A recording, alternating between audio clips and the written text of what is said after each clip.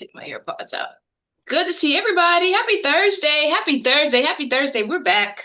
I know last week we took Thursday off because we were together on Wednesday for our 3 CE contract class. So we took Thursday off. And so we're back here together for our usual Thursday lunch and learn time. Happy Thursday. All right, I'm going to share. If this is your first, of course I see all my usuals. Jerry. I can't start calling names because I was Dean, everybody. I just see you guys' faces because you're on camera. Appreciate that. Lori, good to see you. All the folks coming in. If this is your first time joining us on a Thursday, put me in the chat. I'm curious. If this is your very first time joining us, put me in the chat. We want to make sure that we give you a very, very, very warm welcome. All right. Looks like we don't have any first timers. That's good. Great. All right, put my phone on mute. Y'all can see my screen. Give me a thumbs up really quickly. Yeah, perfect, perfect. Thank you. Chandra from Fort Lauderdale. Good to see you from Fort Lauderdale. I'm coming in from West Palm Beach, per usual. Well, not per usual, because some days I'm in Orlando, right? Um, all right, let's get into today's discussion. Let me record to the cloud. You too, Eva. Eva, you're in Fort Lauderdale or West Palm or Orlando. And Minnie's gonna drop. There it is, the handout in the chat. Perfect. All right, West Palm Beach. Nice, nice, nice, nice, nice. Hey, Lucinda. All right, today's discussion. See you at Jerry. Jerry always gonna be like comic relief. Um, Yeah, for sure. I keep saying we gotta do a meetup. We gotta do a meetup. We have exactly. We have South Florida. Chandra's always in Fort Lauderdale. We got a lot of folks. Tim is down in Fort Lauderdale, South Florida. Then we have the Palm Beach area. And then we kind of have the exactly Boca. Then we kind of have like the Port St. Lucie. Port St. Lucie can kind of play between you can play between Palm Beach and Orlando, technically, maybe closer to Palm Beach, of course. Lunch on me for sure. Might as well sharing the wealth. Hallandale, yes, Hallandale Dean, of course, Mr. LPT. Um, yeah, so we got to figure that out. I said that before. I'm gonna be very intentional. You promise to only eat salad. You can eat whatever you want. Hey, Adrian. Adrian's down in Dade Broward. So I know where most of you are. We just have to figure out. It'll probably end up being potentially 4 different meetups, and you guys can kind of choose which one you want to attend or all, because we do also have some folks out of Tampa. So we'll have to figure that out. All right. But so today's discussion. Hey, Jocelyn. See you at the Good morning. closing table. Morning, well, afternoon now. We're Oh, good like afternoon. Yes, four everyone. minutes in. um, See you at the closing table. Title insurance and the closing process for Florida Realtors. One of my favorite topics for obvious reasons, right? This is the finish line, or at least this is where you're envisioning, right? Keys being exchanged, checks being exchanged, photos being taken, and all the celebration. Hey, May, Fort Lauderdale. All right. We got a lot of Fort Lauderdale now. A lot of road trip, Candace. We may come down there. We can make it happen, right? So this is where we envision the end of the road. For those who I have not had a chance to meet before, but it looks like everybody has been with us before. You know y'all know me, right? Ray Cole, y'all know my background from South Florida. Go Gators, you know the thing. I always like to say go Gators in case there's any Seminoles in the room.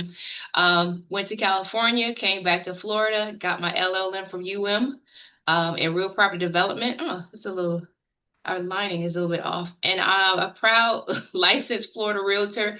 I got my first real estate license in California during law school. Um, and then came home after law school and got my license in Florida. And then also I'm a licensed mortgage loan officer. Got my license the first time in Florida before law school. And then, we went through the big foreclosure crisis and became licensed again some years ago, right? So that's about me. Purchase Ready Academy. What is Purchase Ready Academy about? Purchase Ready Academy is intentionally crafted curriculum. It is designed to equip Florida real estate agents with the education and business systems needed to simplify and streamline their real estate services. My goal is to support you all in acquiring the skills required to consult clients with clarity, navigate transactions, um, he says a fine sign word, without chaos, and grow your business with confidence. Yeah, you do need to join, Adrian. We love to have you. Because here's the deal. I used to before have this conversation with you guys, and what I want to remind you of is in this space, you're the CEO of your own real estate business. And with that being said, you obviously have to operate in everything. You're the marketer. There's this term, chief cook and bottle washer, right? So you're the marketer, you're the showing assistant, you're the transaction coordinator if you don't have one, right? You are all the things. You're the bookkeeper because there is a financial aspect of your business. And so as it relates to the core of your business, the core of uh your offering, right? Loan origination, so financing, real estate sales, and title. If you guys can get that together and get it to where you understand it like the back of your hand, number one, and number two, you built a service delivery system that you provide to your customers what we call a one-stop shop, then the idea is that you'll do more business. You'll do more business, right? And so that's what the academy is about. I want you guys to get to a point where I want you to, I use this term, collapse decades into days. All the classes I've taken, you guys see my credentials, all the classes, all the degrees, all the stuff. I want to collapse that for you.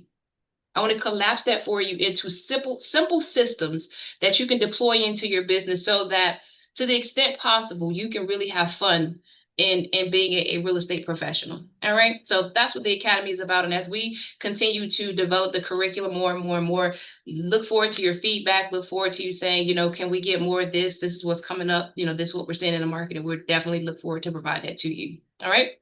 All right. Minnie will get that for you, Adrian.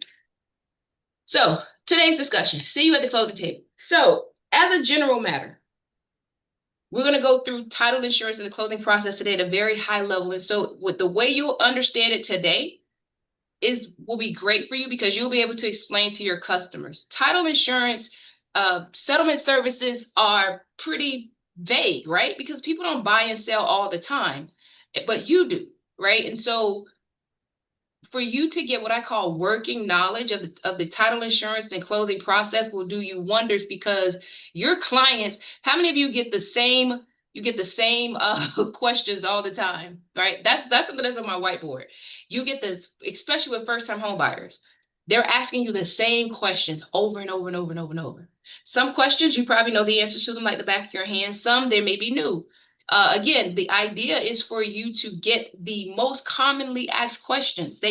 Most buyers ask the same questions. And so when we catalog all those questions into one document that you can even make it part of your consultation, right? You're under contract, now what? You give that to them, and now the majority of the questions that they are going to ask are already answered. Now they can ask you deal specific questions, but that's what we call simple systems, right? That's what we call simple systems for scale. Every customer is likely going to ask you the same questions. Why don't we just take the time to put that FAQ together and get it to them ahead of time? All right. All right. So as it relates to the questions that they may have about title insurance in the closing process, that's our discussion today. So what does a title agent do? First of all, understand the responsibility of a title agent in two parts, which is the name, title and escrow. You guys have probably heard the name before, Sunshine, title, and escrow. That is because the responsibility of the closing agent is two-part. They're going to issue title insurance, and escrow is they're going to manage the money, title and escrow. Those are their two responsibilities when you hire a closing agent. As it relates to title, the title agent is issuing title insurance, right? We're issuing a title insurance policy to the buyer and the lender if it's a finance transaction that provides them with protection against financial loss due to defects in title to real Hey, property. I'm What does watching that a mean? video That here means on something. So, someone says, well, okay, I bye have a bye. mortgage that hasn't been paid off, or I have um someone said, well, I actually own the property. I never gave you title to my property. Title insurance will cover that, right? If the buyer obtained a survey and the neighbor says your property is 5 feet, encroaching 5 feet into my lot, title insurance company, I'm sorry, the buyer can come back to the title agent and say, my neighbor is saying that my property is 5 feet, my fence is 5 feet into their lot. Is that true? Well, we look back at the survey. If the survey says, no, you're right in where you're supposed to be, then no, you're not. Your fence is fine. Or what if the surveyor was made an error? That doesn't happen often at all, but for the purpose of our discussion, I think the better example is if you guys know that, and we're going to talk about this. If the buyer is a cash buyer, they can decide not to get a survey. Well, if you don't get a survey, then we can't provide you with survey protection, boundary line protection on your title insurance policy. So if your neighbor, using the same hypothetical, your neighbor comes and says, well, your fence is 5 feet into my yard, my backyard, buyer can't come to us and say, well, title experts, what happened? They're saying my fence is 5 feet into their backyard. And we're going to say, it may be. You did not order a survey. We cannot provide you with boundary line protection without a survey being ordered. All right. So we're going to talk about surveys, but that just gives you some little insight on title insurance. So what does title insurance cover? Improper execution of documents. Maybe the name was misspelled for a seller. Maybe a portion of their name was left out. Something as simple as that. Something as simple as the entity being the grantor, the seller, and the deed has not indicated that they are a Florida limited liability company or a Delaware limited liability company. All of that information is vital and it's required for proper investing. All right. Mistakes in recording or indexing legal documents. We've had closings where, for whatever reason, the satisfaction of mortgage from a prior closing did not record properly. It was sent for recording, but it did not record against the legal description for this particular property. Title insurance will cover that. Forgeries and fraud. We're in Florida. We already know what that means. Unfortunately, there's deed fraud, there's vacant land fraud, and that's a whole nother conversation, a whole nother training for you guys as to how you can ensure that you're not somewhat a victim, right? I mean, obviously you haven't lost money, but you can lose time. We've literally had files where the agent they listed a property with an individual who was not the lawful, the actual owner of the property. And so, of course, in our due diligence, it was uncovered, but it happens, right? Undisclosed or missing heirs is also covered. Yes, it is a tremendous problem. Unpaid taxes and assessments, unpaid judgments and liens, unreleased mortgages. So all those are all types of things that are covered by title insurance. Now, I mentioned to you guys earlier that we issue two policies at closing. If the transaction is financed, meaning the buyer has utilized funds from a lender, we're going to issue two policies at closing. We're going to issue a policy to the lender, and we're going to issue what's called an owner's policy. The lender's policy is going to protect the lender. It provides no coverage to the homeowner. It's going to protect the lender up to their loan amount. $1 million purchase, $500,000 loan, the lender's policy is going to be for $500,000. The owner's policy protects the owner, doesn't protect the lender. $1 million purchase, the owner's policy is going to be for $1 million. All right. So, high level, what is the closing process? Of course, contract comes in, escrow's deposited, title searches are ordered, various title searches, which we're going to go over. The issues that need to be cleared up as identified in those searches are cleared in the next step. Once simultaneous to title being cleared, Closing agent is working with the lender. If it's a finance transaction, to balance figures with the lender. If it's a cash transaction, then they're just balancing based on a cash transaction. Once title is clear, figures are balanced, then we're scheduling closing. We're scheduling the signing, right, for the buyer and for the seller. Confirming with the buyer, here's your cash to close, right? And then after there, the closing is conducted and we fund. That's a very high level. That's very high level what the process looks like, right? So now let's zoom in to each of these milestones. And we're going to talk about, as a realtor, what you should be aware of and take into consideration as you work along with the closing agent and your client to get them to the closing table. As step one with intake and onboarding standard, every closing agent is going to ask for the buyer and seller to complete generally an intake sheet. They may request that the information be provided to them via email. But either way, there's going to be a collection of information from the buyer and the seller. Now, I highlight here that the seller's social security number is specifically going to be requested, not from the buyer. That's not necessary, but from the seller, it is due to FERPTA. We're going to talk about that shortly on a slide, but FERPTA is an acronym for Foreign Investment in Real Property Tax Act. That means the seller must provide their social in order to confirm essentially that the IRS will have the ability to tax them, right, on their sale of the real estate. And so if your seller either does not have a social security number or is unwilling to provide their social security number, if it's an entity, they're going to have an EIN. If they're unwilling to provide that information, then they need to be prepared for the closing agent to withhold up to about 15% of the purchase price from their proceeds and submit it to the IRS for the seller to have a conversation with the IRS about whether or not they're due, they owe taxes and what that amount is. All right. So I highlight that for you guys because every now and again we get a seller that's leery about providing their social security number. And we explain to them why it's being collected. In the event you get a seller that pushes back and says, well, why they're asking for my social security number, you now understand and you now can support the closing team with collecting this information, as well as in the event that they just still don't trust it.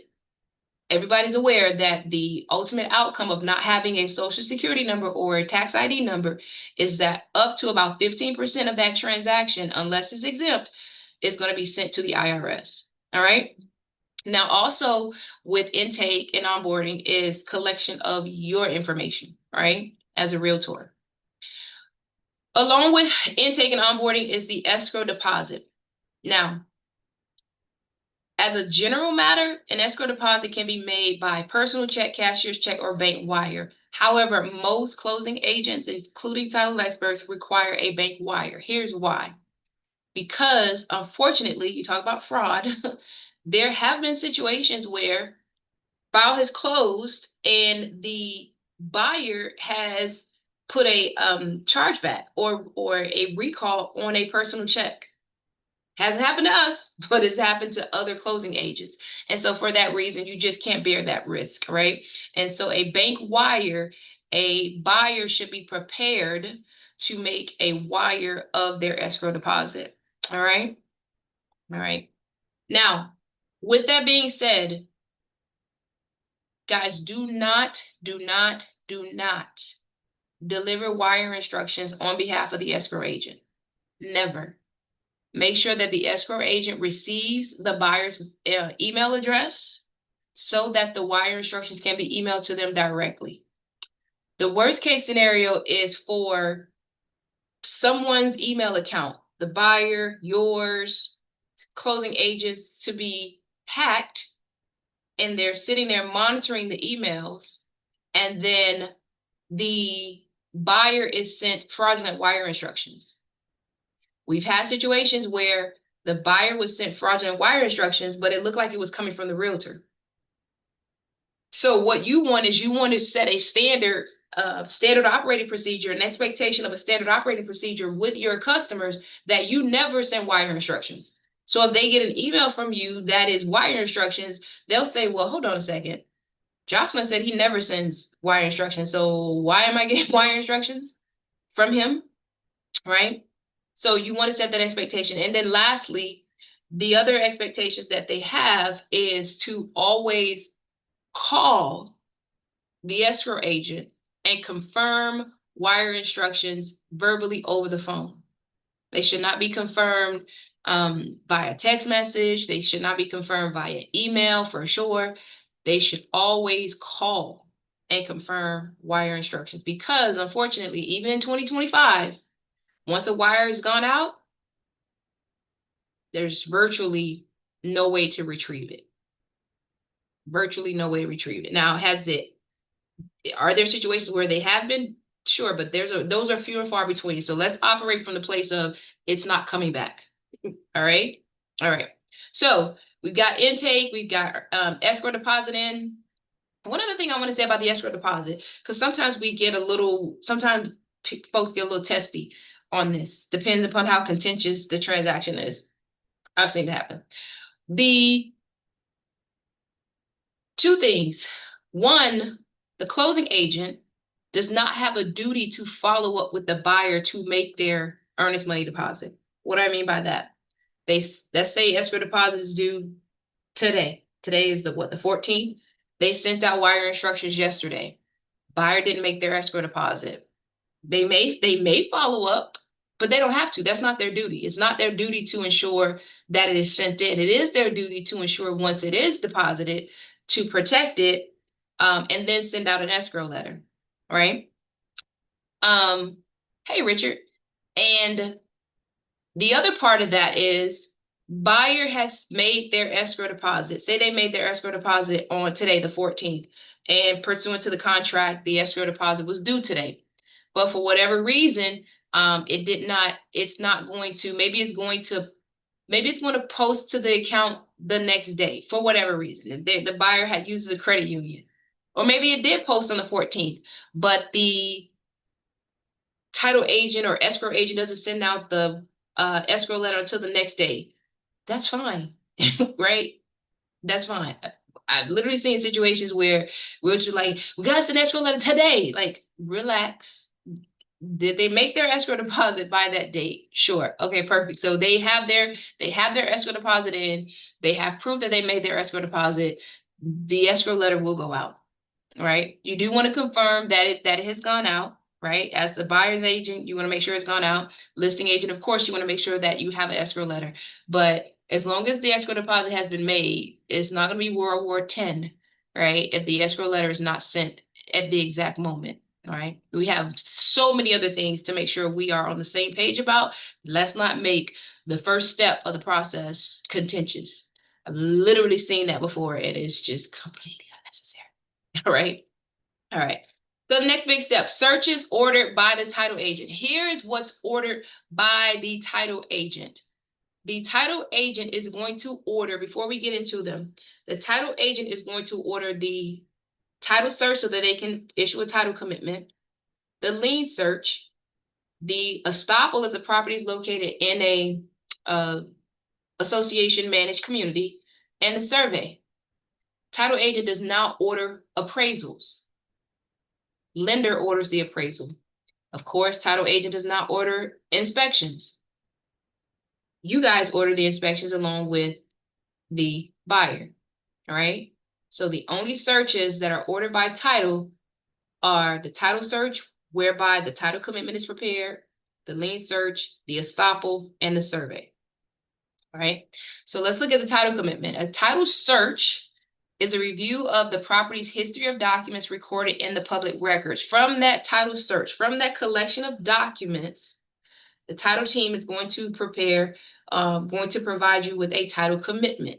Actually, it's the underwriter. Our underwriter is going to send to us, the underwriters actually conduct the search. They look at the public records, they pull in all the prior recorded deeds, they pull any mortgages, they pull any code violations that are recorded against the property. They look at prior deeds in the chain of title. Chain of title means who's owned this property in the last 10, 20 years. They review those deeds to confirm that those deeds are appropriate, right? So say, for example, they don't see, again, using the same entity. Entity name was Miss we call it a scrivener's error, right? So say, for example, it's surprise properties 123 is who should have been the seller, but there was a scrivener's error and the seller is written as surprise property 132. The examiner is going to see that. They're going to say, you need a corrective deed from surprise properties 123 to correct the deed recorded at book 2, page 5, that has the seller as surprise properties 132, right? That's how title commitments are prepared from an examination of the documents recorded in the public records, and the examiner saying, okay, this document is okay, this document is okay, this mortgage needs to be paid off, this mortgage needs to be paid off, this PACE lien needs to be resolved, and then we need a deed from this current seller to this buyer. All that information is placed into what we call a title commitment. All right. So the title commitment is a document that reflects the results of the search and the title issues that need to be resolved. The title commitment is what you guys see. It's what's emailed out to you to say, here's the title commitment. Here's what we're going to be working on. All right. The title commitment, let me pop back over here. Ooh, no, go back. The title commitment, I want you guys to make sure you understand this. The title commitment is what the closing agent, the issues reflected thereon is what the title agent is required to resolve. Only what's reflected on the title commitment is what are issues that the title agent is required to resolve. The title commitment, similar to a loan commitment, is the title agent saying, we commit to issuing a title insurance policy if these requirements are met. In a couple screens, you're going to see a screenshot of a title commitment if you've not seen one before. And it's going to show you what those requirements generally look like. Okay. Now, I point that out because as opposed to a lien search reports matters of record that are with the municipality. They're not necessarily items that are recorded against the property. It is just information concerning that property that is in the municipality's system, right? Their portal, their computer system, but it's not necessarily recorded against the property. Their items are not recorded yet. Now their lien search may come back with issues that can eventually be recorded, but the lien search is not anything that is recorded against the property yet. I'm going to say that again. The lien search does not reflect matters all the time that are already recorded against the property. So, for example, an unrecorded code violation. It's on the lien search, but it's not on the title commitment. As a general matter, technically, the closing agent does not have to address that code violation, but they will, just because they've seen it. And if nothing else, they will disclose to the parties, there's a pending code violation that's indicated on this lien search. If you close without resolving it, just know that your title insurance does not cover this. I'm going to say again, title insurance does not cover issues indicated on the lien search. Title insurance covers issues indicated on the title commitment only. The only information that is reflected on a lien search that's important to a title commitment is the water bill. Now, of course, you guys know that the lien search will identify unresolved open permits, expired permits. That's not a title issue for a title agent. It's a justifiable title issue for a buyer. It's not a title issue for a title agent. So a title agent is not going to stall your closing because the lien search reflected an open permit. However, if your contract has language that says that the seller will be responsible for closing out open permits, unrecorded code violations at their expense prior to closing, you guys know that language by now. We go over it pretty often. You should have it committed to memory.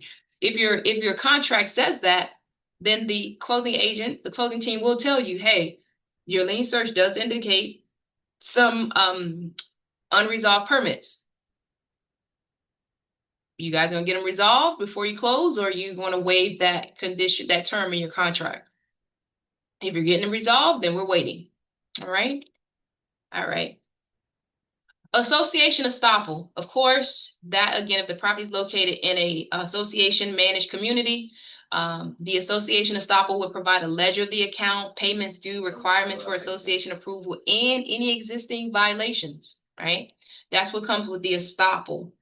The land survey is conducted to confirm the boundary lines of the property and provide confirmation that none of the property structures are over its boundary line.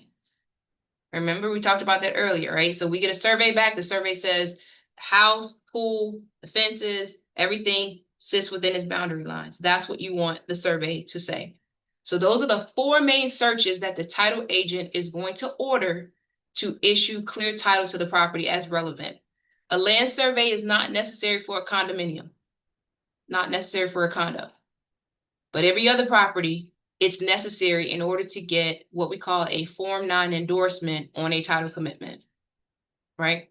If you have a cash transaction, you represent a buyer with a cash transaction, do not, to the extent possible, when I say to the extent possible, because again, you're not the title agent, but if you know your buyer is a cash buyer, make sure that they've made a clear determination as to whether or not they want a survey, because potentially closing agent may not make it clear to them, to your buyer, that they're not going to get this coverage if a survey is not ordered.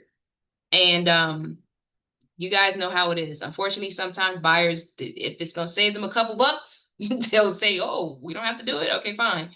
Well, what they say, a penny wise, pound foolish, something like that. What is it, Jerry? Jerry, I know you know this. All right. So searches are ordered. Searches are back.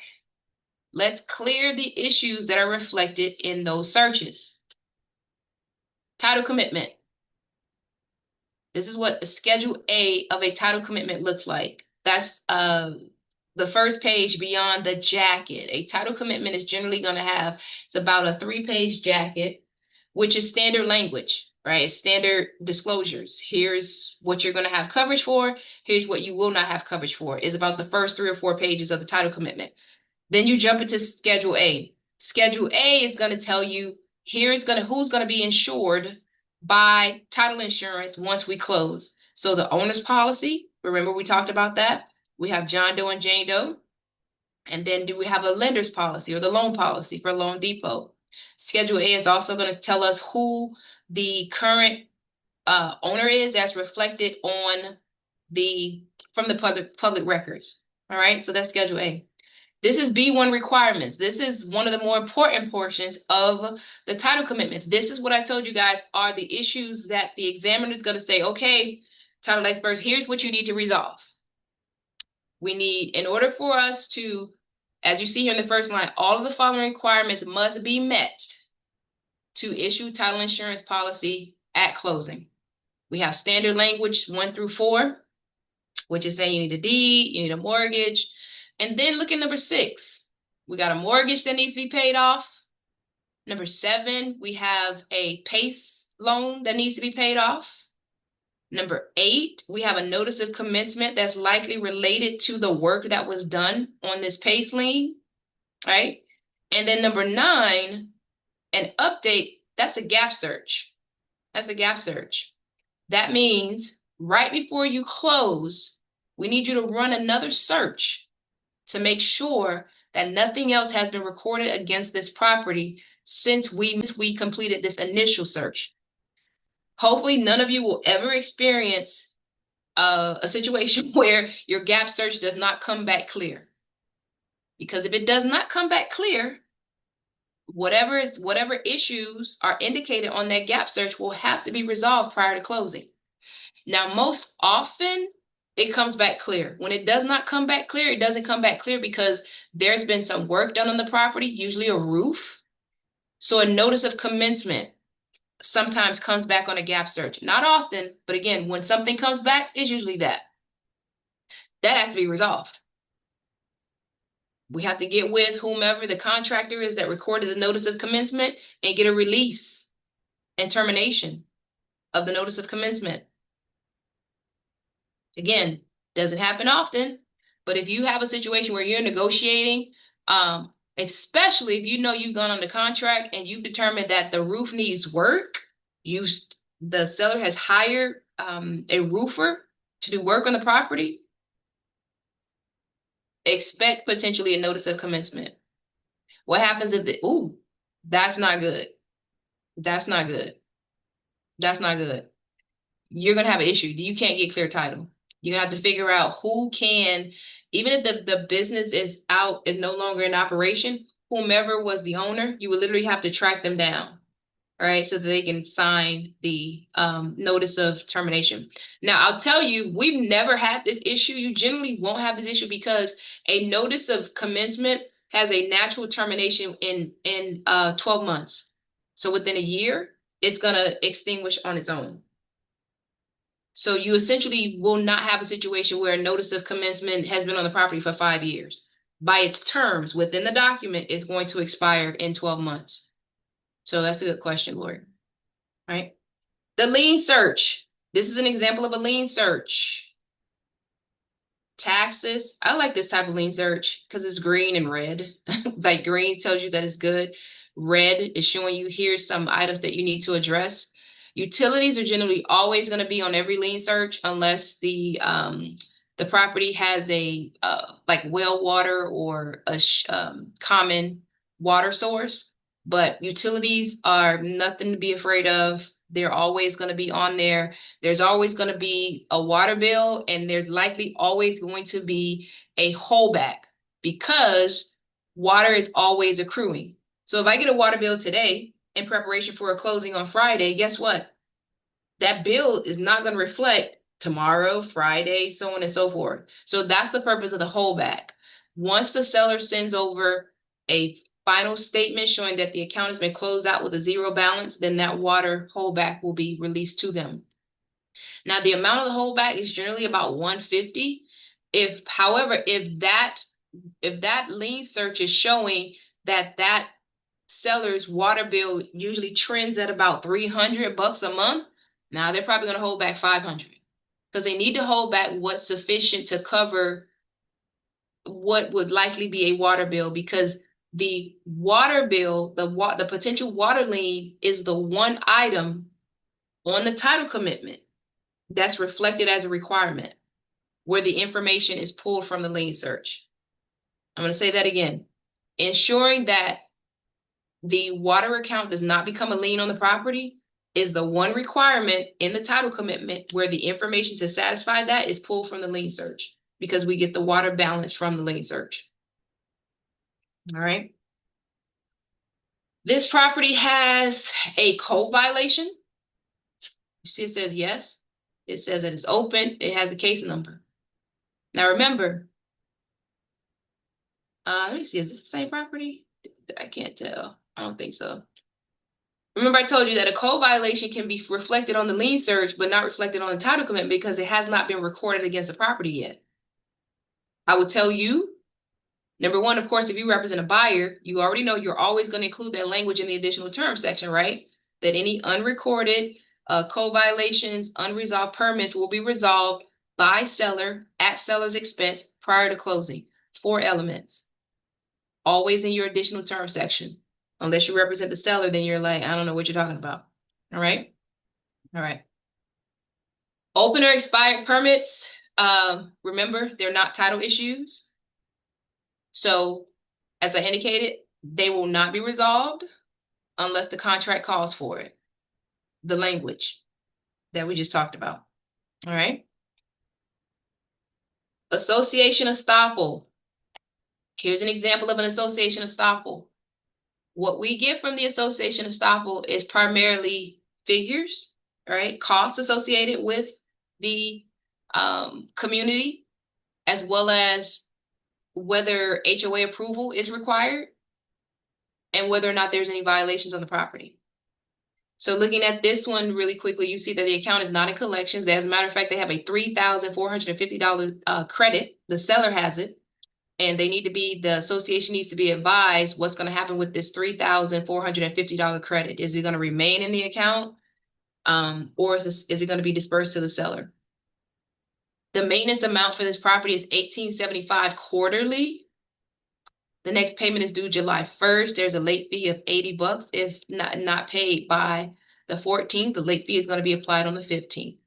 Now, what the closing team is going to do with this figure is they're going to add the figure to the settlement statement, and the cost is going to be prorated. Now, next week we're going to do a more deeper dive into settlement statements where we're going to look at prorations. So we'll talk about that further then. You see here, this says that there are no special assessments due at this time.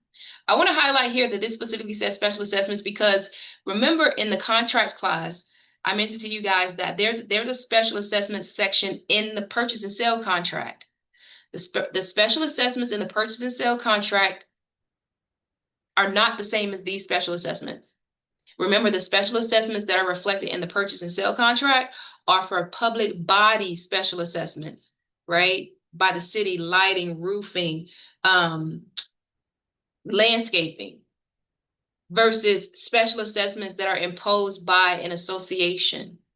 That number is reflected in your estoppel. Two separate special assessments, all right? Capital contributions, this one doesn't have any. Equity membership, resale fee, transfer fee. That's in your contract. Section 9.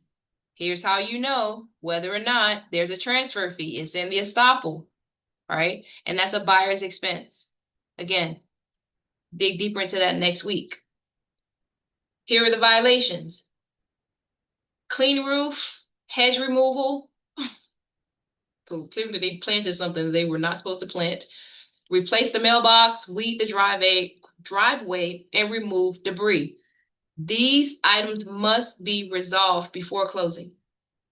When I tell you guys, oftentimes, when the property's up for sale, sometimes the association will use that as an opportunity to clean it up. All the things they had wanted that seller to do before they sold it, they just couldn't get them to cooperate.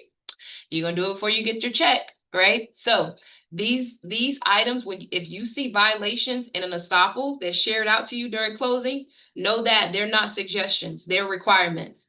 Because the estoppel, if a property is located within an association, there's a requirement in the title commitment that says compliance with the recorded covenants restrictions of, and it'll name the association, right? 123 Bloomberg Lane Association. It'll literally name the association. Compliance with their HOA docs. So we have to comply with their estoppel.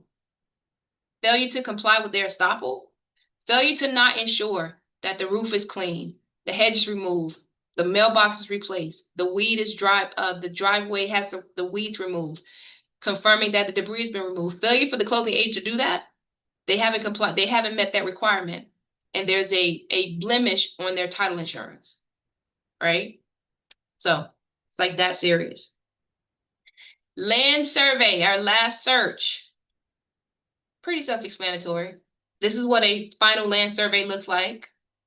All right. It's going to show the structure. It's going to show the boundary lines. It's going to show any easements. All right. Measurements. Shows the roads. All right. Has the date, contact information. And then at the bottom in the notes, it has here the items, title experts, that you need to put on the title commitment, section B2. Section B2 are the exceptions, meaning we cannot cover for this. Your title insurance is not going to cover this. We're going to add that the fence and shed, they land in an easement along the north lot line. They range between 350. Well, actually, let me stop. They've gone up. Everybody's gone up. They're now about 450. And if the lot is larger, they can cost. I've had them cost $2,000 on a very large lot. So I want to point out here, can you guys see this? See the arrow on the screen? Yes. No? Yeah, perfect. Okay. So this is the shed.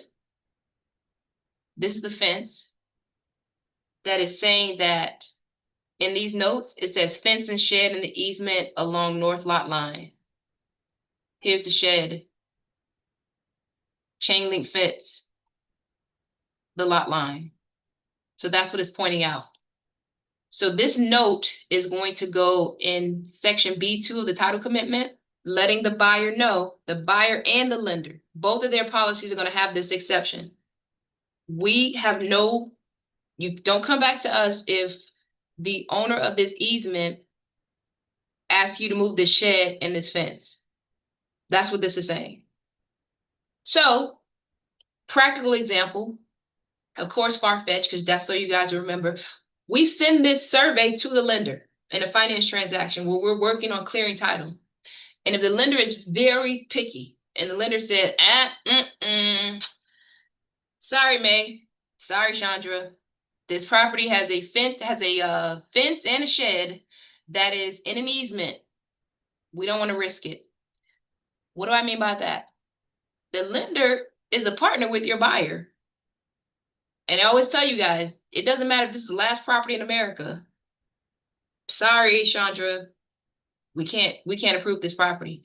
We can't clear title on this property with this fence being in the easement.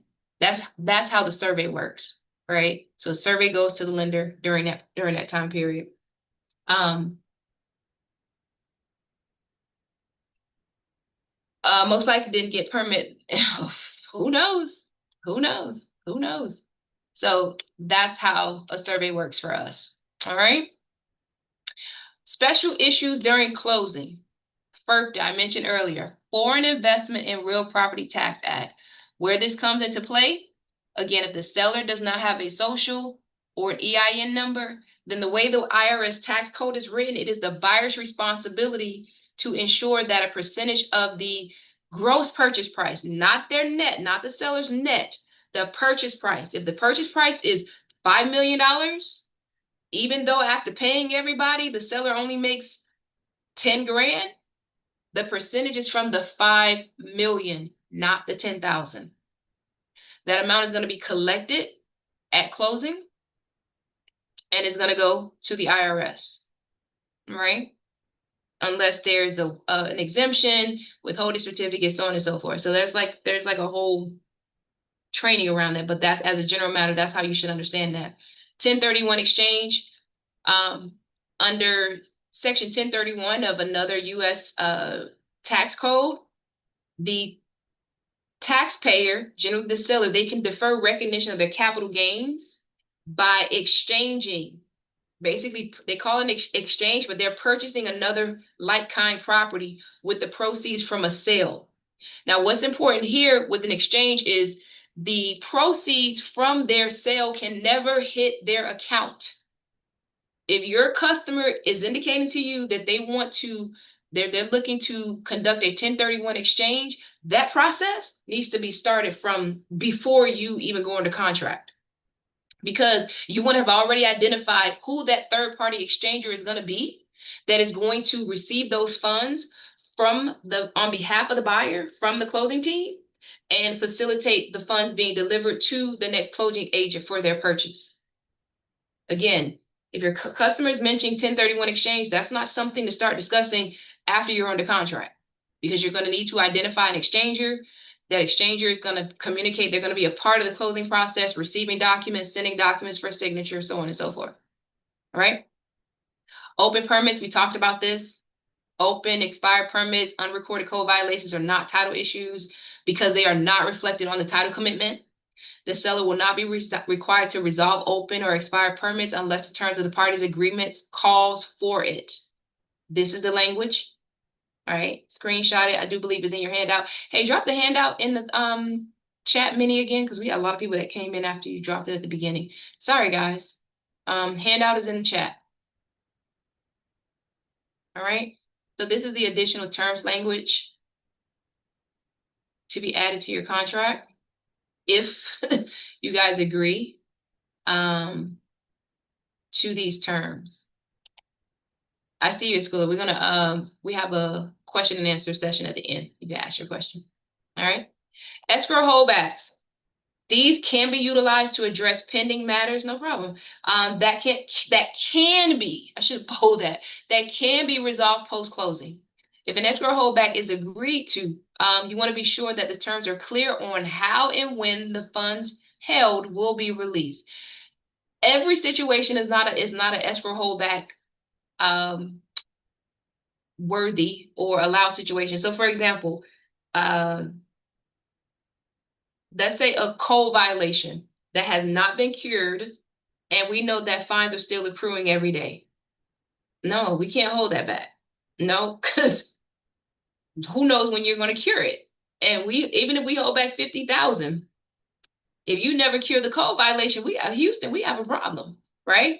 But we can do a holdback if, for example, you've cured the violation, the fines have stopped accruing, right? The city or the county has provided you with a statement that confirms that your current balance is $50,000, and you want to do a holdback because you want to take advantage of the opportunity to go in and mitigate or reduce that amount. We've done that, right?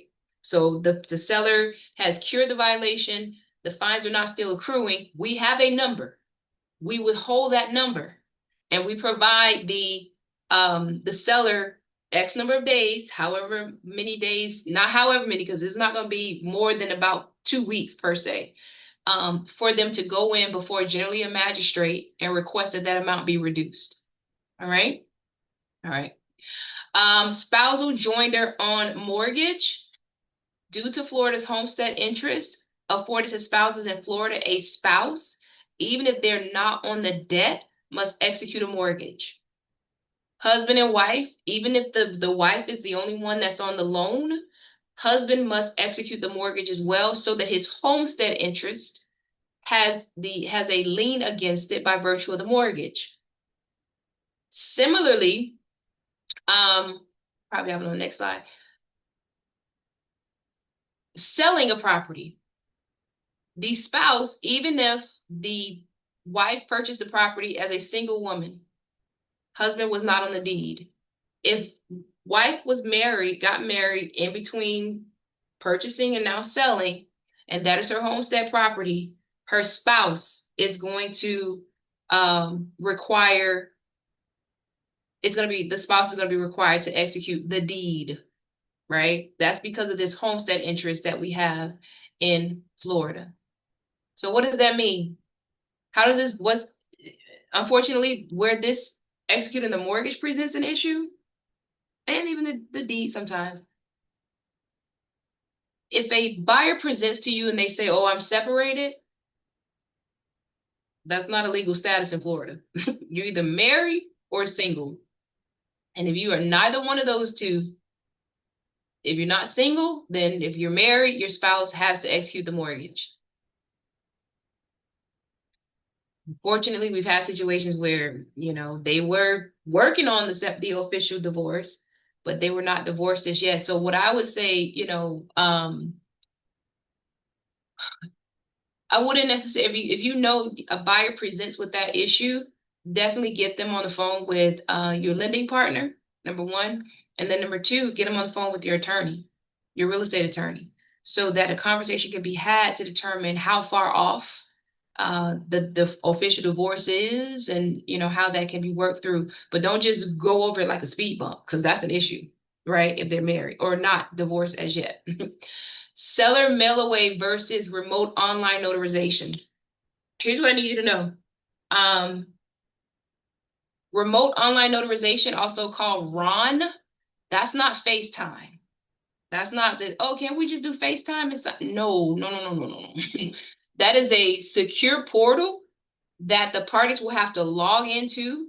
They'll have to pass what we call knowledge-based questions, which, guys, believe it or not, sometimes people are truly who they say they are, but just the questions, they just couldn't answer them. And the worst case scenario is for it to be maybe the day of closing and you schedule a run for a party who cannot pass the knowledge-based questions.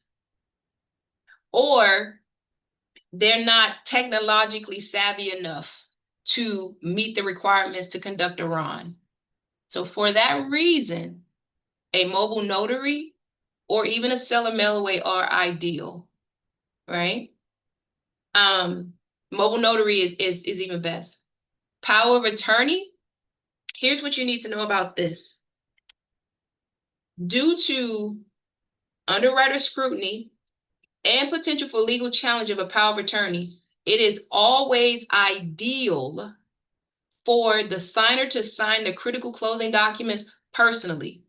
A power of attorney should only be used for non-critical closing documents. So what does that look like? You're meeting with, this is for a buyer and a seller, but definitely for a seller. You're in a listing consultation. They're saying, oh, well, we're going to need to use a power of attorney um, in closing because we're probably going to move to Texas or we're going to move out of the country 2 weeks before closing. Guess what you need to do? Number one, yes, you can get a power of attorney executed, but you need to notify the closing agent immediately because the critical loan documents, I'm sorry, closing documents can be signed right away. As soon as the file comes in and we know who the buyer is, we know we get the title commitment back. Let's just go ahead and get the seller documents signed. We'll have their power of attorney, and then we can deal with any non-critical documents, either using the power of attorney or even electronically. All right. So the lesson concerning a power of attorney is don't go over this like a speed bump, where a buyer or seller tells you, oh, I need to use a power of attorney. You're going to say, okay, great. Do you have a power of attorney already? If they say yes, you need to collect that, get it over to the closing attorney for the closing attorney to review it and to confirm that it is sufficient because it must have appropriate language, right, to be used for closing. All right. We've gotten through all the title matters. Now balancing figures with the lender. Let's talk about escrow. We've tackled title. Let's talk about escrow. Escrow. Step 4. Um, Receiving lenders clear to close. Escrow is generally not going to begin matching and balancing the CD. You guys have heard that term before. The term match and balance mean lender, you send me your figures. I'll plug them into the closing disclosure or settlement statement with along with our figures. It goes back and forth between the parties until we agree that you have all my figures, I have all your figures, and here's the bottom line. Here's the buyer's cash to close. That's what matching and balancing means. Know that about 80% of the figures, maybe even closer to 85%, 90% of the figures that you see on the settlement statement, they come from the lender. That's why the draft settlement statements that you see coming out, they look drastically different than the final settlement statement or closing disclosure that the buyer receives prior to closing. All right. So what are the two types of settlement statements? You have a closing disclosure that's utilized when the buyer is taking a loan with a lender and what we call a RESPA lender or TRID loan. They're going to use a CD. You may have buyers that take out a loan with a commercial lender and they'll use a HUD. They won't use a closing disclosure. The closing disclosure is a federally regulated form. The way the figures are disclosed, is called a closing disclosure, is regulated. So you may hear conversations about tolerance, right? We can't change that number, or we need to give a credit because that number is higher than what we disclosed when the file was first opened. All right. So this is the closing disclosure. And again, next week we're going to talk more about, we're going to zoom in more on the settlement statements. The next form of settlement statement is the Alta settlement statement. I actually like this one better just because this is just left, right, seller, buyer, debits and credits. This is not regulated, just this is what you guys generally get when you turn it into your broker, and you're definitely seeing this one as draft settlement statement or draft Alta is being sent out during the title clearing process. All right. So again, we're going to look more at those next week. Calculating closing costs and prorations. Again, we're going to look more at that next week. We are at this point, we're allocating proportionately who is responsible for this cost. So remember, we looked at the estoppel, and I think the quarterly fee was about $1,800. Well, based upon when we close, a portion of that amount is going to be charged to the seller. A portion of that amount is going to be charged to the buyer. That's called a proration. We determine what portion needs to be allocated. All right. Taxes are prorated. Portion is allocated to the buyer, portion is allocated to the seller. These are some of the closing costs that you see on your settlement statement. Again, we're going to zoom in more on the settlement statements next week, all right, and get some clarification. Paragraph 9. We've gone over this numerous times. This is from your contract. These are closing costs that you're going to see on your settlement statement. Next week, we're going to go over these line by line. What are they? How are they calculated? And who's responsible for each of those fees indicated in paragraph 9? You guys have seen the depiction of the state of Florida before, where we know that based upon which option you select in paragraph 9C 1, 2, or 3 is where certain of those closing costs that we saw in 9A, we know that based upon which of these paragraphs you select is going to determine who's responsible for those particular costs and who's going to select the closing agent. All right. So again, don't get overwhelmed. This is high level. Next week, we're going to go closer, zoom more in on these costs. But we remember 9C1. This is the allocation of these closing costs with the seller selecting the closing agent. All right. 9C2. This is the allocation of the closing costs allocated, indicated in paragraph 9A with the buyer selecting the closing agent.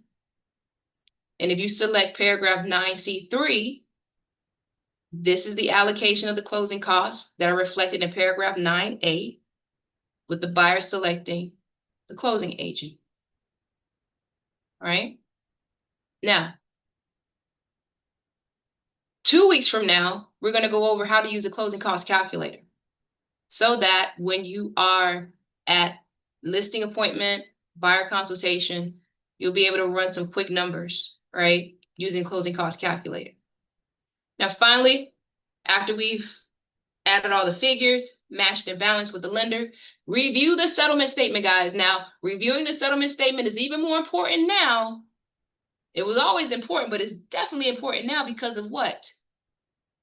Compensation. Who's responsible for paying for the compensation? What is the amount? You have to know. Again, even now more than ever, you have to know how to review a settlement statement because you have to be able to confirm that the appropriate agent compensation, the amount, and the responsible party, that figure is on the settlement statement properly. I can't tell you that every closing agent is going to get it right. So you definitely have to know how to confirm that. Okay.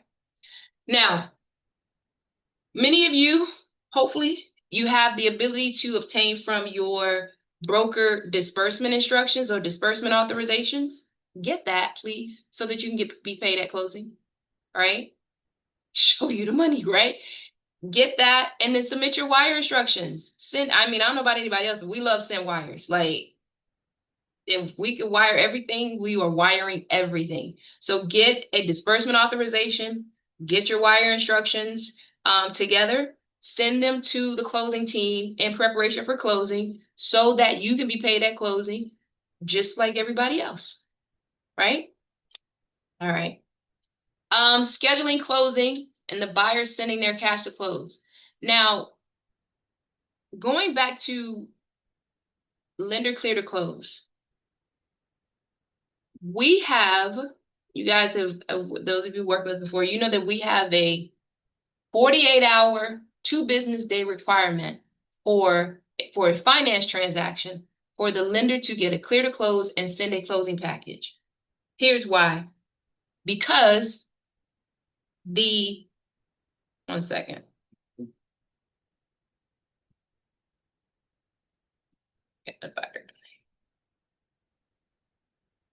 I want you guys to know that when the lender issues a clear to close, look at it this way. That's just a domino. That's just tapping one domino that is a domino. It's a chain reaction to a host of other tasks that must be completed. That means getting an email from the lender that says, oh, we cleared to close. Doesn't mean you pack up. All right, let's go. Got my pictures. No, no, no, no, no, no. There's so many things that have to happen when that clear to close is issued, including, let's go back to the first portion. What do we say? A gap search, right? We got to order updated title. That generally takes about we that takes about 24 hours, right? So we got to do a gap search. Got to match and balance. We need to go back and forth and make sure that you guys see those, you see that settlement statement, you see all the figures on there. Um, can it be? Yeah, it can. If unfortunately it can. It shouldn't, but it can. It can. We'll talk about why when we go on the finance part. Again, someone loses their job, someone runs up their credit. All of that is checked again. Yeah, it can happen. Um, so with that being said, be in agreement, guys, with the closing team when they tell you, they tell your lender, we can't rush this portion. We can't rush it because again, there's so much, that's how mistakes happen. And what ultimately ends up happening for a buyer is they do not have a good closing experience. They do not. They're rushed. They're not no one's taking their time to schedule them. They get their cash to close and they're rushed to go make their cash to close wire. They're rushed to do their walkthrough. Everything is rushed and it is not a good experience for them. So again, be in agreement with your closing team when they advise the lenders, we need a clear to close. If you're expecting to close on Friday, we need to know by Wednesday. We need to start working, right? Now, with that being said, we want to make sure that the buyer schedule plenty of time for closing. If you guys have ever sat in on a finance transaction, you know the document stack can be pretty thick, right? And not only that, many lenders have what they call a funding approval process, meaning after those documents are signed, the lender wants those documents scanned and uploaded to them so that they can review them to confirm that they've been signed properly, right? No signatures have been missed, no dates have been missed, all pages are there. And that could be quick, it can be slow. So for that reason, I would suggest that your buyers clear the day, right? This is definitely not a lunch break appointment. And for the love of God, this is not something that the buyer should try to make. It should be a priority, right? From the time we went under contract, you knew you were going to close, right? At some point, and generally around this time period. So you shouldn't have a situation where they're saying, oh, well, we got to work. Well, you probably had about 30 days to get yourself together, right? And even if you do have to work, okay, fine. Maybe you have to close after hours, but you can't fund until the next day, right? So again, let's just have that conversation with them. Last issue cash to close immediately before their scheduled closing. They're going to get their cash to close amount. Again, this is something like I told you guys, we don't want to rush this because it must be a wire. For many of your buyers, probably outside they made out other than when they made their earnest money deposit as a wire, they've not done this before. They probably have to go into a bank. Let's not rush them through this process, right? And it must be a wire. Cannot be cash for sure. Cannot be a check because we need good funds, and it cannot be a money order, right? We can't turn around. Understand that when those monies are deposited, we need to turn around and pay out seller, pay off loans, pay you, right? And a check and a money order are not going to clear in time for that to take place. All right? All right. Conduct the closing and fund. They're going to sign, you're going to fund.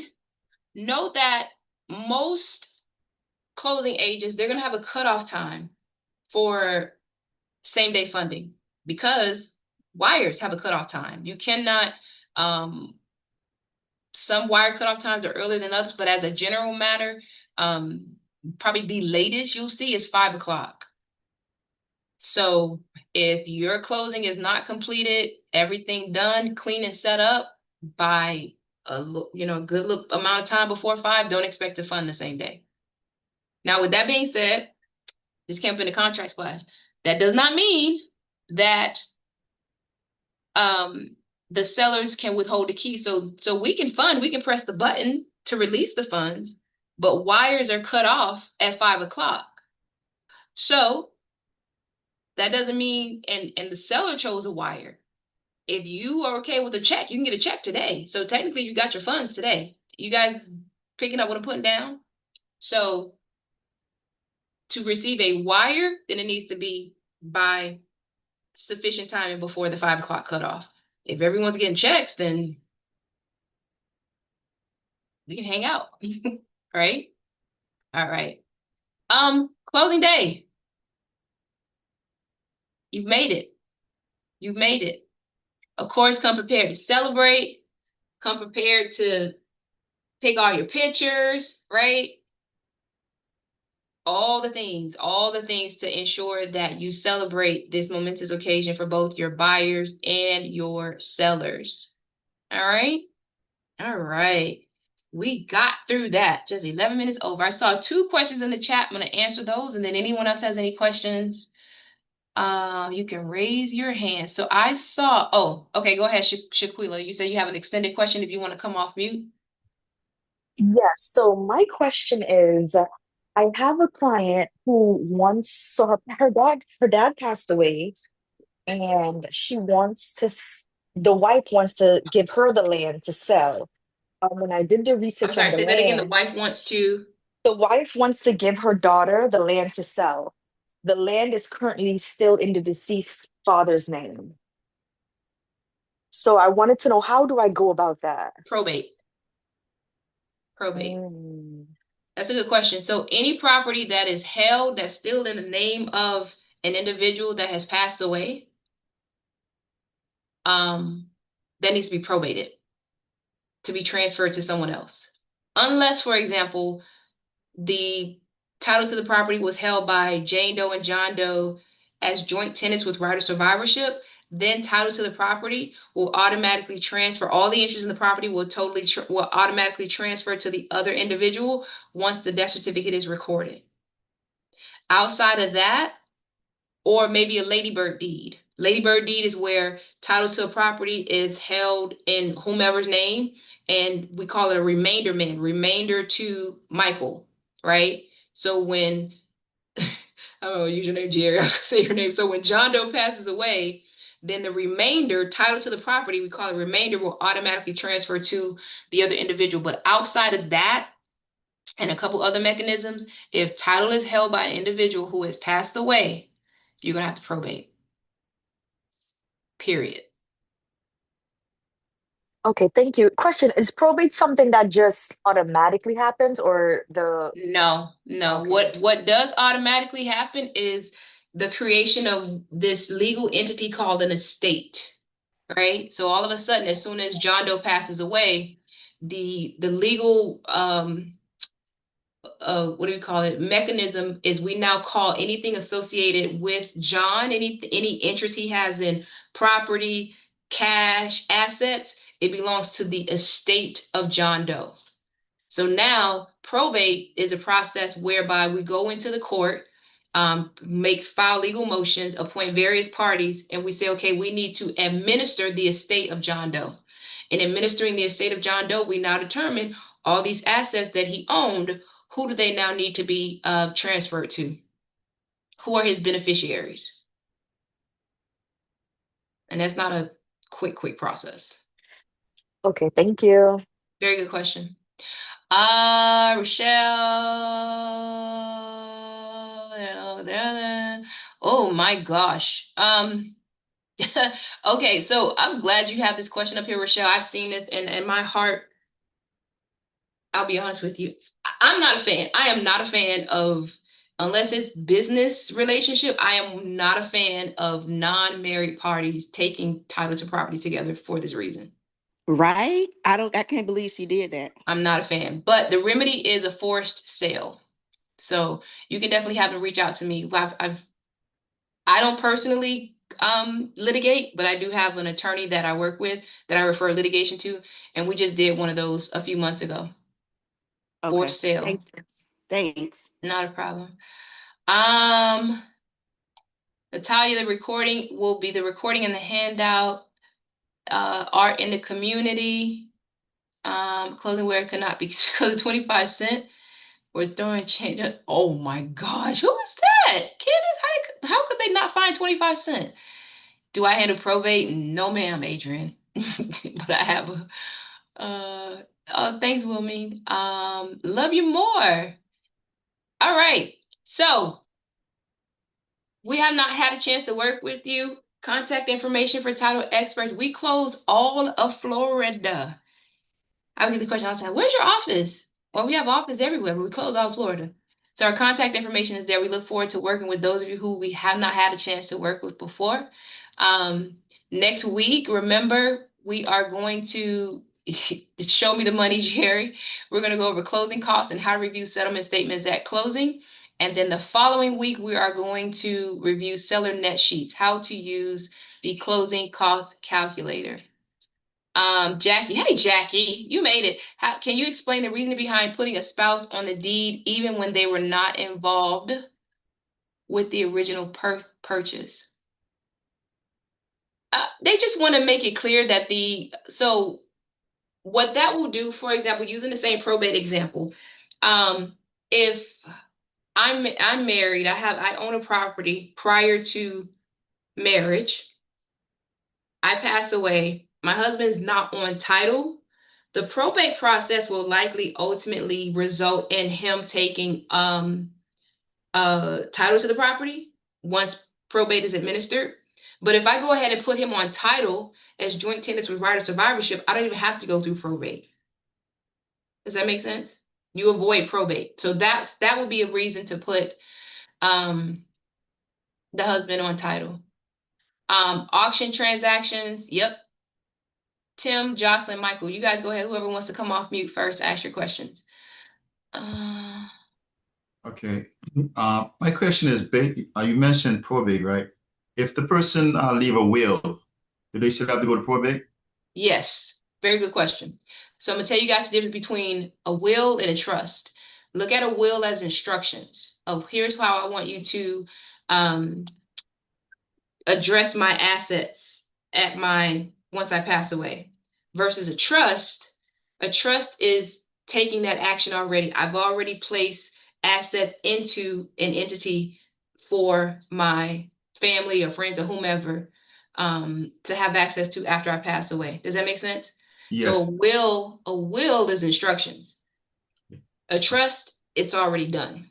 And And so one another way that last I explain it question. to customers is a will from a nominal standpoint is less expensive now than a trust, but you're gonna pay money on the back end to hire an attorney to conduct the probate to follow your instructions. So you either pay now or you pay later. That's kind of how I describe it. And also to the Lady Bird deed, once you record it, does it affect the taxes on the No, property? no, Okay. because that's a very good question. The ownership interest is fully in the person still in the the grantor's is fully theirs. They're um the remainder man, they don't have any ownership interest in the property until the grantor passes away. It's a good question. All right, Michael, Tim. Yes. Hi there. Yeah. Look, What is the relationship between the title agent and the title insurance? I was told by my broker that, and I'm not pointing anyone out, we use an attorney as opposed to a title agent, but do they make money from selecting the actual policy? Is that a revenue source for a typical closing attorney and or agent? So that's a good question. So look at title agents as, again, they're insurance agents. They're insurance brokers. They're basically title insurance brokers. So, for example, the insurer is not title experts. The insurer is Westcor, Fidelity, uh, First American. The rate for title insurance is promulgated by the state. Everybody's going to charge the same rate for title insurance. The settlement fee is what varies. So to your question as to, remind me of your question again about, Well, I would, is that an additional revenue source for intern? Like, in other words, if the closing cost for my client is $900, they think, God, he did all that work for the last 6 weeks, and all he gets is $900. And someone said to me, no, they get a cut of the title insurance. Is that true or not? Correct. Correct. Yeah. So that's why you'll see on the settlement statement, you'll see that the policy is, well, some title agents have it showing to the underwriter, but it'll either say the underwriter or the title agent, but the title agent does get a portion of that. So for example, like a realtor, your compensation is 3%, where your broker is going to get 30% of that. So look at Mm, it that way. Our I underwriter got you. is going to get a percentage of that policy amount because they're the ones, remember going back to the top of our conversation, they're the ones that are conducting the examination, they're preparing the title commitment, and then they're the ones that are actually insuring the transaction. Okay. Thank you. No, Great not a class. problem. Very Thank good you. question. Say that again. Great class. Thank you. Oh, I'm glad. Oh, go ahead, Tim. Yeah, so with the title commitment uh, uh phase, so like right now, so I have a seller, right? So in 2016, she had there was an assignment of mortgage in 2016. So she's an older lady, so she's selling her house because it was an investment property. So basically, she paid it. She said she paid it, so there's no judgment on it, and there's nothing on her credit that says there's a lien or a judgment. So the guy, he voluntarily dissolved his company last year. So title's like, okay, where's the satisfaction? The mortgage. So now it's like, okay, I look everywhere and I can't find it. So I'm not for sure if it's not recorded, but she swears she pays, but she got other items, say cars, and it's not on her credit, indicating that there's a judgment or a collection on it. So, very good question. So, notwithstanding, credit may not reflect that there's an open account. Title needs resolution of that mortgage. Remember, going back to the top, the examiner is going to pull everything that's recorded against that property. When they see a mortgage, they're looking for a satisfaction. Mortgage satisfaction. Mortgage satisfaction. In your case, they saw a mortgage. Where's the satisfaction? Where's the satisfaction? So that's on the title commitment. Now, Yeah. have there been situations where a mortgage is very old, company has gone out of business? Yeah, and there are mechanisms to address that, but in most scenarios, the underwriter's looking for a satisfaction. If the title agent has exhausted all their resources to locate someone that can sign a satisfaction. And again, I don't have it committed to memory, but maybe X number of years has already passed. There's also provisions that allow for uh, a mortgage to mature, right? So they'll look at, well, when was the mortgage set to mature based upon the terms of the mortgage, and Yeah. what is today's date? So basically, have they already extinguished their statute of limitations, and therefore you guys don't have to get a satisfaction. Now, I'm gonna assume potentially because you're asking about this title agent may have had a conversation with their underwriter, and the underwriter saying, nope, we need to find someone that can sign a satisfaction. There's Yes. there's no other mechanism for resolving this mortgage but a satisfaction. So I was doing a little research on that, and it's saying that if, say, the company dissolved their the person, because it seemed like it's one person had his own company. So he Hmm. dissolved his company last year. I went through IMAP and I seen his building where it's on the assignment letter. So he's currently still there. But like I said, he dissolved his company. Well, he Um, can still sign the satisfaction.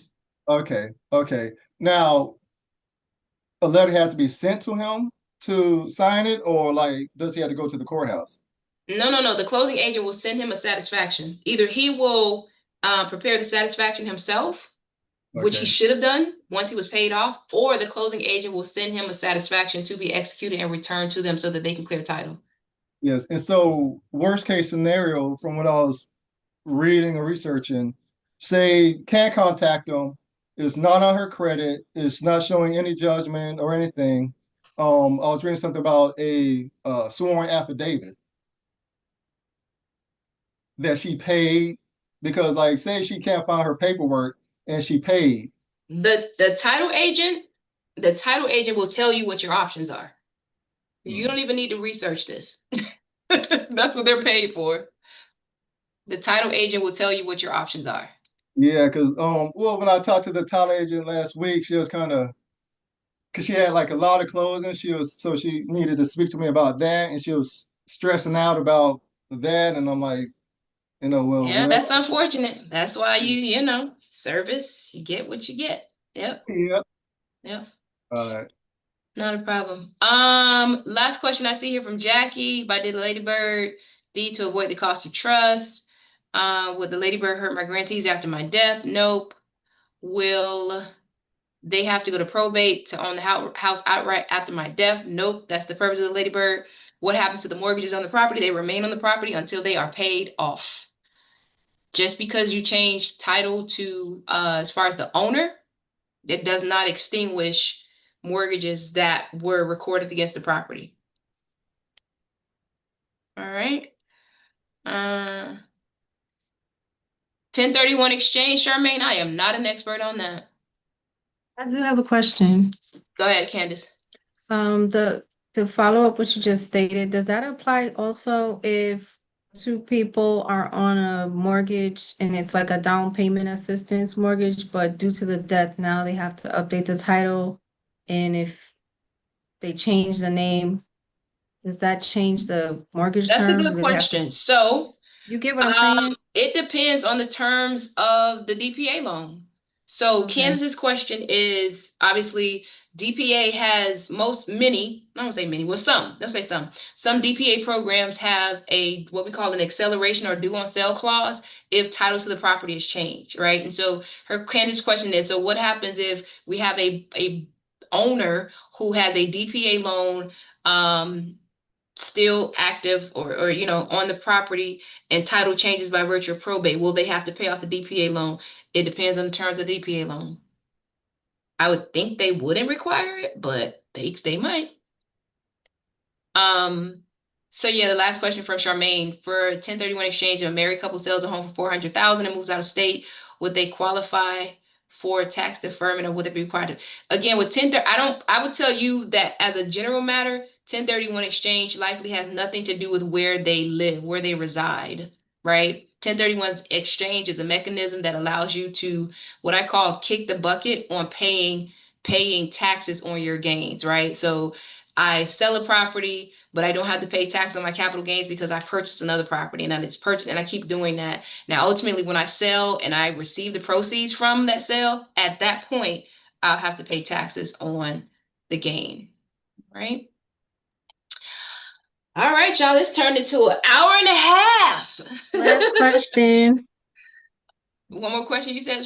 Go ahead, Ken. Last question. So in reference to what you just stated, does that also qualify if the person passes away and that property is transferred to heirs? Or From is the about your tax DPA question forgiven? or the 1031 No, exchange? the 1031 exchange. Yeah, they'll be in the same, they'll take advantage of the same mechanism. Thanks, Lori. Appreciate you, girl. I All try. right. Thank you always for answering our questions. Oh, not a problem. These are all great questions. Listen, that's what y'all got enough to do. Trust me. I take the time to learn this stuff. And y'all try to do this along with doing a lot of other things. So what we want to do is try and make this as easy as possible for you. All right?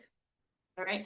All right. And then I guess so starting next week, with the community, with the academy, those of you that are part of the community on school, on Fridays at about noon, we're gonna start having office hours.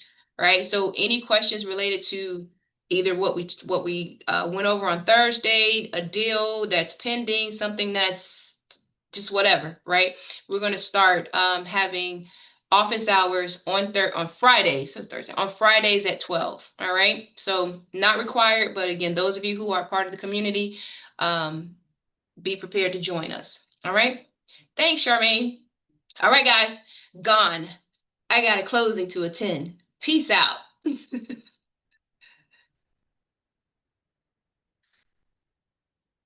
Thanks, Minnie. See you later.